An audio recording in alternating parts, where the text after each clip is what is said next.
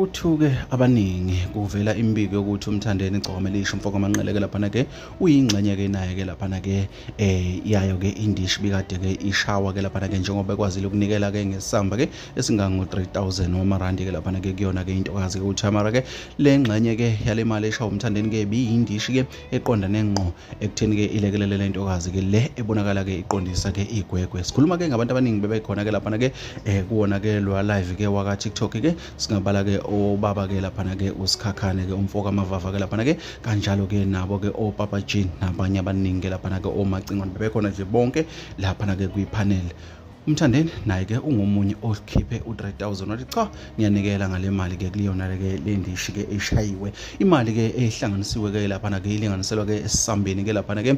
sawo ke u20000 rand ke laphana ke wamarandi ke kushawela ke intokazi ke laphana ke yaphinda ke yaqomeliswa ke ngehlobo lefoni ke ezolithola ke la kwa iPhone ke laphana ke yaphinda ke yazoqonyeliswa ukuthi ke izothola ke i-interview ke laphana ke yasokhosini FM. Bafowethu nanto daba awezwele njengoba nje ngiphumile nje nala kwi-call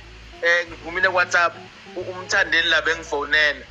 wathi angi-announce naye lapha kade efaka u3000 kuThamara ngoba bethi ngimsend account uyabona live qalungela ku live umanqele umgqamelisa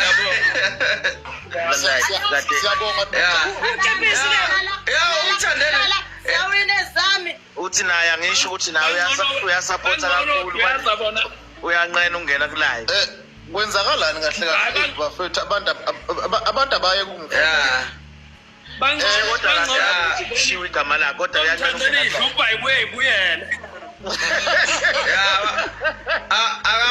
akafana legeka